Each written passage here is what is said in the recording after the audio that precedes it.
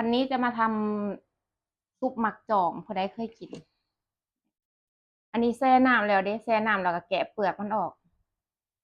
อันนี้10 หน่วย กินคนเดียวเฮ็ด10 หน่วยพอแล้วก็มีเครื่องเคียงบ่มีแต่ว่ามีบ่ครบอันนี้มีถั่วแล้วก็มะเขือแล้วก็ตะไคร้เนาะหอมแดงหอมบัว อันนี้ป่นปลาทูป่นใส่หม้อแล้วเรียบร้อยเดี๋ยวเราสิมาปรุงกันเลย อันนี้10 หน่วยได้บักหลายหนึ่งสั่งมาเด้ใส่เบิดเลยใส่ลงไป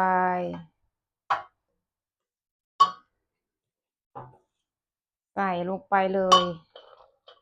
ข้าวคั่วหมักพริกบ่แม่นเว้าผิดหมักทั่วมะเขือถั่วเขือคนโคเลโคเลอันนี้เราจะมาใส่ข้าวคั่วกันเนาะทุกคนผู้ใดมักแบบใดก็ใส่เข้าไปเนาะข้าวคั่วเองเด้นี่คั่วเองปั่นเองใส่เข้าไปคิดอยากมาหลายมื้อแล้วว่าสิเฮ็ดแต่เมื่อวานลุกบ่ขึ้นฆ่าช้างไปหลายตัวลุกไม่ขึ้นเลยเมื่อวานเป็นตาแสบแท้คนโคเรโคเรใส่หอมเข้าไปปลาทู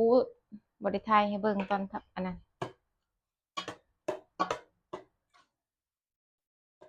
ตาแสบตัวลา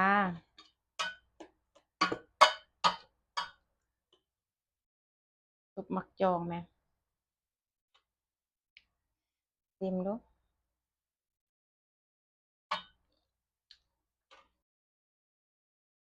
หน้าตาก็จะประมาณนี้เลยทุกคนได้หลายได้เกือบครึ่งหม้อพุ่นนะอันนี้แค่ใส่10 หน่วยเองนะมันจะเป็นประมาณนี้เนาะคนไทยเขาเอิ่นหมากสำรองแต่ว่าคนลาวเอิ่นหมากจองตาก็จะประมาณนี้เด้อแซ่บแซ่บอืม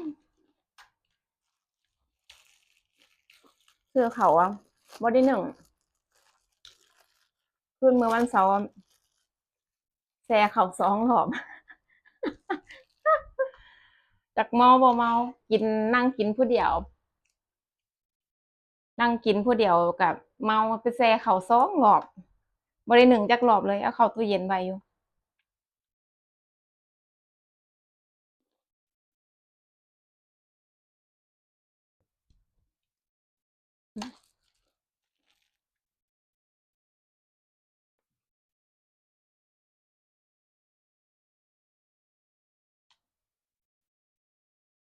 ประมาณว่าคล้ายๆลาบเทาเคยกินบ่พอได้เคยกิน